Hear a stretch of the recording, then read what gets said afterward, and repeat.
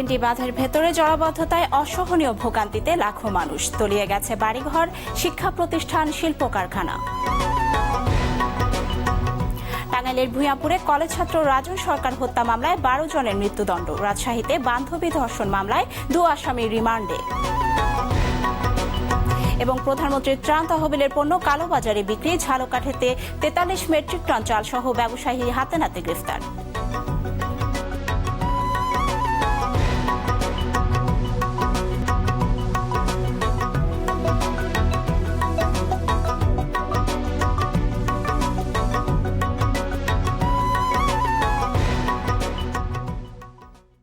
আসসালামু আলাইকুম, স্বাগত আরটিভি জেলা সংবাদে। শুনছিলেন কিশোয়ান সংবাদ শিরোনাম। পুরো সংবাদ জুড়ে আপনাদের সাথে আছি আমি ফারজানা নিশি।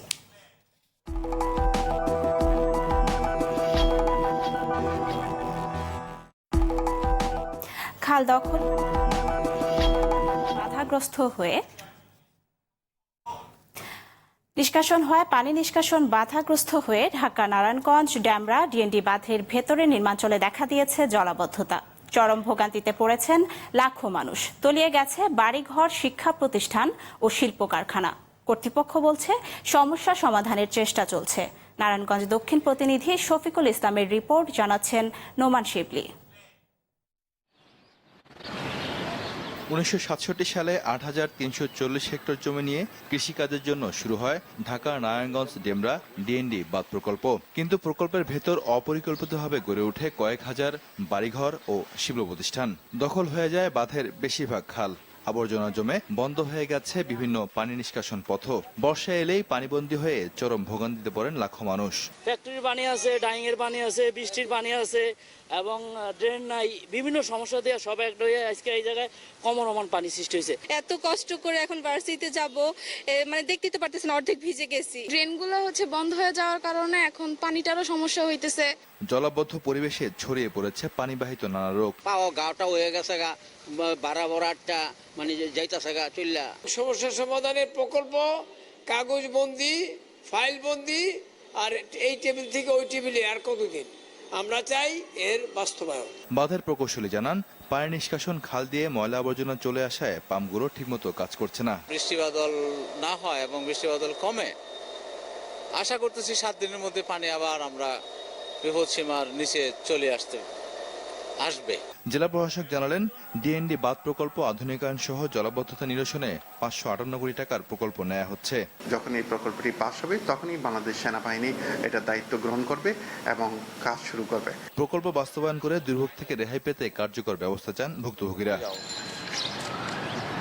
নোমান শিবলি, আরটিভি।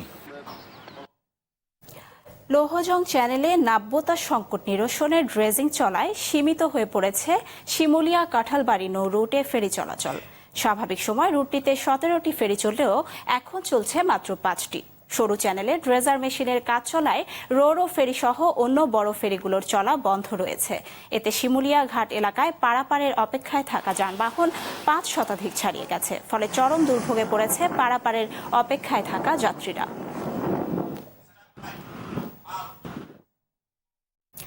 টাঙ্গাইলের ভূঁইয়াপুরে কলেজ ছাত্র রাজন সরকার হত্যা মামলায় 12 জনের ফাঁসির আদেশ দিয়েছে আদালত।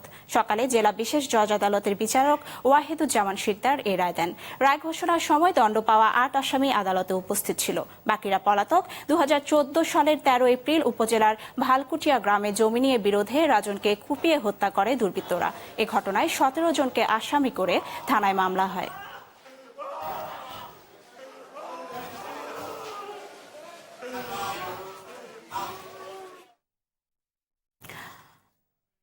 রাজশাহীতে বান্ধবীকে রেস্ট হাউসে ডেকে নিয়ে ধর্ষণের ঘটনায় আসামি শামসুল আলম বাদশা এবং আবুল খায়ের নাহিদের 2 দিনের রিমান্ড মঞ্জুর করেছে আদালত। দুপুরে রাজশাহীর মহানগর মুখ্য হাকিম আদালতের বিচারক জাহিদ হোসেন এ আদেশ দেন।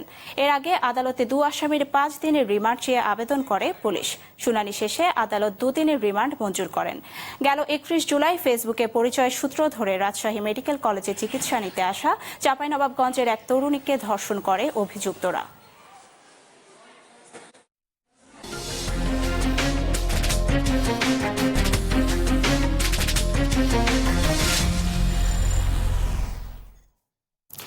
গ্যাসের ওপর ভাসছে দ্বীপ জেলা ভোলা। কি পরিমাণ গ্যাস ভোলায় মজুদ রয়েছে তা নিশ্চিত হতে আলাদা জোনে অনুসন্ধান কূপ খনন করা শুরু হয়েছে, যার মাধ্যমে আগামী 2 মাসের মধ্যে গ্যাসের সঠিক পরিমাণ সম্পর্কে ধারণা পাওয়া যাবে। অন্যদিকে বিপুল পরিমাণ এই গ্যাস উত্তোলন করা গেলে ভবিষ্যতে ভোলায় শিল্প কারখানা বিপ্লব ঘটানো সম্ভব বলে মনে করছেন স্থানীয়রা। ভোলা প্রতিনিধি অমিতাভ অপুর রিপোর্ট, জানাচ্ছেন নুসরাত জাহান সিনথি। ভোলায় প্রথম গ্যাস কূপ খনন শুরু হয় 1991 সালে। 2009 সালে গ্যাস উত্তোলন করে গ্যাস ভিত্তিক রেন্টাল বিদ্যুৎ কেন্দ্র চালু করা হয়। বর্তমানে এই গ্যাস ক্ষেত্রের 4টি কূপ থেকে দৈনিক 70 মিলিয়ন গ্যাস উত্তোলন হয়। গত বছর একটি জরিপে বলা হয় ভোলায় পর্যাপ্ত পরিমাণ গ্যাস মজুদ আছে। তারই ধারাবাহিকতায় গ্যাসের প্রকৃত মজুদ নিশ্চিত করতে জেলার বোরহানউদ্দিন উপজেলার মুলাইপত্তন গ্রাম ও ভেদুরিয়া এলাকায় 2টি অনুসন্ধান গ্যাস কূপ খনন করার সিদ্ধান্ত নেওয়া হয়। এটা দিয়ে এখানে উন্নয়ন হবে, ভালো ভালো কাজ করবে, ফ্যাক্টরি হবে, এই তো আমরা আশা করি। এই অনুসন্ধান কূপ থেকে যদি গ্যাস পাওয়া যায় তাহলে ভোলায় নতুন করে শিল্প কারখানা গড়ে তুলবে। এরই মধ্যে বাণিজ্য মন্ত্রী উপস্থিত থেকে কূপ খনন কাজের উদ্বোধন করেন। প্রমাণ করতে পারে যে ভোলাতে পর্যাপ্ত গ্যাস আছে, তাহলে বাংলাদেশের অন্যান্য জায়গা থেকে ব্যবসায়ী শাহবাজপুর ইস্ট 1 নামের এই কূপ থেকে আগামী 60 দিনের মধ্যে এখানকার গ্যাসের মজুদের পরিমাণের সঠিক ধারণা পাওয়া যাবে।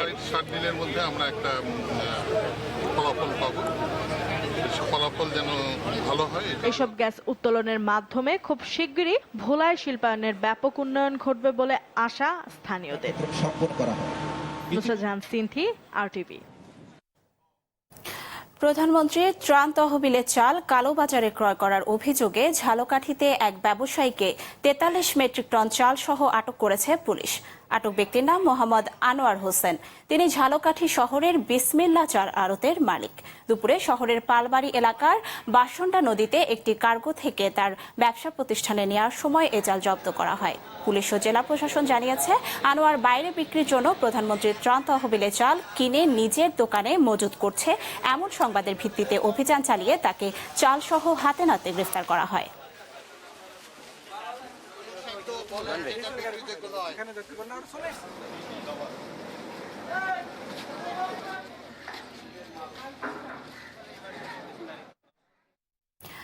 গরু চুরির অভিযোগে নির্মম নির্যাতনের শিকার 7 মাসের অন্তঃসত্ত্বা শেফালী বেগম ভোরে কন্যা সন্তানের জন্ম দিয়েছেন।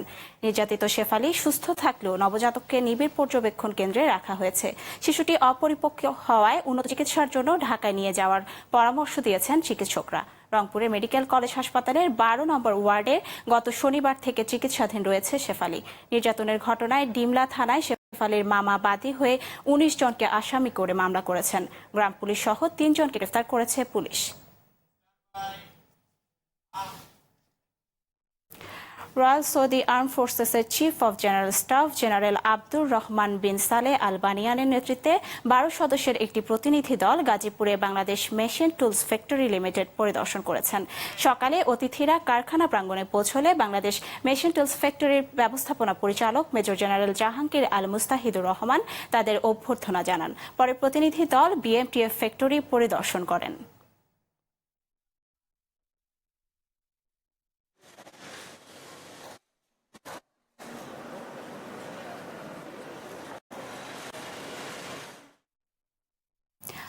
ভারতে পাচারের সময় বেনাপোলের পুটখালি সীমান্ত থেকে 35 পিস সোনা বার সহ একজনকে আটক করেছে বর্ডার গার্ড বাংলাদেশ বিজিবি। 21 বিজিবির কমান্ডিং অফিসার জানান, সীমান্ত দিয়ে বিপুল পরিমাণ সোনা ভারতে পাচার হচ্ছে এমন খবরে সকালে অভিযান চালিয়ে মোটরসাইকেল সহ মোমিনকে আটক করা হয়। পরে তার দেহ তল্লাশি করে 4 কেজি ওজনের 35টি সোনার বার জব্দ করা হয়। এই স্বর্ণের মূল্য প্রায় 1,40,00,000 টাকা বলে বিজিবি জানায়।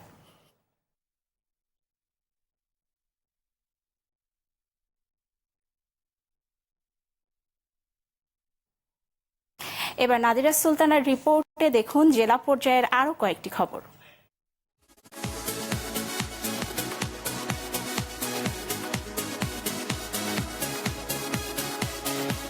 সিরাজগঞ্জের উল্লাপাড়ায় সংখ্যালঘু গৃহবধূকে যৌন নির্যাতনে জড়িতদের গ্রেপ্তার দাবিতে মানববন্ধন করেছেন এলাকাবাসী। রংপুরে মাজারের খাদেম রহমত আলী হত্যা মামলায় জেএমবির 6 সদস্যের বিরুদ্ধে অভিযোগপত্র গঠনে 16 আগস্ট দিন ঠিক করেছেন আদালত। রংপুরে বিশেষ জজ আদালতের বিচারক নরেশ চন্দ্র সরকার শুনানি শেষে দিন ঠিক করেন। রংপুরে শুরু হয়েছে বিভাগীয় বিজ্ঞান ও প্রযুক্তি মেলা। জেলা পরিষদ কমিউনিটি মিলনায়তনে এর উদ্বোধন করা হয়। 15 আগস্ট জাতীয় শোক দিবস উপলক্ষে রক্ত দিন জীবন বাঁচান স্লোগানে যশোরে স্বেচ্ছায় রক্তদান করেছেন শ্রমিকরা। শহরের মনিহারে সদর উপজেলা যুবলীগ ও শ্রমিক লীগ এর আয়োজন করে। একই জেলার মনিহারের তালতলা মসজিদ মার্কেটে নকল মোবিল কারখানা সিলগালা করে 1 লাখ টাকা জরিমানা আদায় করেছে ভ্রাম্যমাণ আদালত।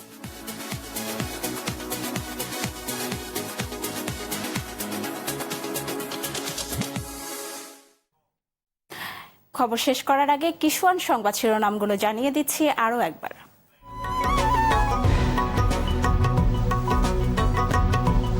ডিএনডি বাঁধের ভেতরে জলাবদ্ধতায় অসহনীয় ভোগান্তিতে লাখো মানুষ, তলিয়ে গেছে বাড়িঘর, শিক্ষা প্রতিষ্ঠান, শিল্প কারখানা। টাঙ্গাইলের ভূঁইয়াপুরে কলেজ ছাত্র রাজন সরকার হত্যা মামলায় 12 জনের মৃত্যুদণ্ড। রাজশাহীতে বান্ধবী ধর্ষণ মামলায় 2 আসামি রিমান্ডে। এবং প্রধানমন্ত্রীর ত্রাণ তহবিলের পণ্য কালোবাজারে বিক্রি, ঝালকাঠিতে 43 মেট্রিক টন চাল সহ ব্যবসায়ী হাতে নাতে গ্রেফতার। জেলা সংবাদ এই পর্যন্তই। RTV সবশেষ সংবাদ জানতে যে কোনো মোবাইল ফোন থেকে 4141 নম্বরে ডায়াল করুন। আর মোবাইল ফোনের সংবাদ দেখতে অ্যাপ স্টোর, গুগল প্লে বা উইন্ডোজ স্টোর থেকে ডাউনলোড করুন RTV অ্যাপস।